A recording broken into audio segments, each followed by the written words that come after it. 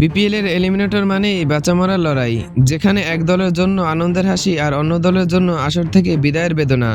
মঙ্গলবার মিরপুরে রংপুর রাইডার্স এবং সিলেট টাইটান্সের মধ্যকার ম্যাচটিও যেন রূপ নিয়েছিল এক চরম নাটকীয়তায়। শেষ বলে ছক্কা মেরে সিলেটকে এক অবিশ্বাস্য জয় এনে দিলেন ক্রিস ওকস। টস জিতে প্রথমে ব্যাটিং করার সিদ্ধান্ত নেয় রংপুর রাইডার্স, তবে শুরুটা ছিল একেবারেই ভুলে যাওয়ার মতো। মাত্র 11 রানে সাজঘরে ফেরেন টপ অর্ডারে 3 তারকা তৌহিদ হৃদয়, ডেভিড মালান এবং লিটন দাস। সিলেটের বোলারদের তোপে একসময় রংপুরের স্কোর দাঁড়ায় 29 রানে 4 উইকেট।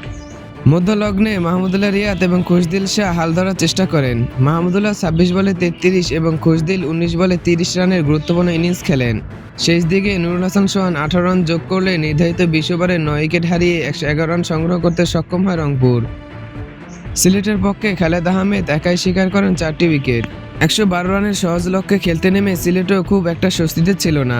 রংপুরের বোলাররা দারুণ লড়াই চালিয়ে যান, বিশেষ করে মুস্তাফিজ এবং আলিস ইসলাম নিয়মিত বিরতিতে উইকেট তুলে নিয়ে ম্যাচ জমিয়ে তোলেন। স্যাম বিলিংসের 29 এবং পারভেজ ইমনের 18 রান সিলেটকে জয়ের পথে এগিয়ে নিলেও শেষ ওভারে ম্যাচ গড়ায় এক চরম উত্তেজনায়।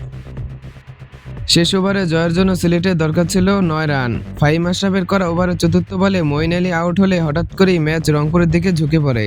সমীকরণ দ্বারা শেষ 1 বলে 6 রান। ক্রিজে ছিলেন ক্রিস ওকস। বলার ফাহিম আশরাফ ফুল এবং ওয়াইড ডেলিভারি দিলেও ওকস যেন প্রস্তুত ছিলেন।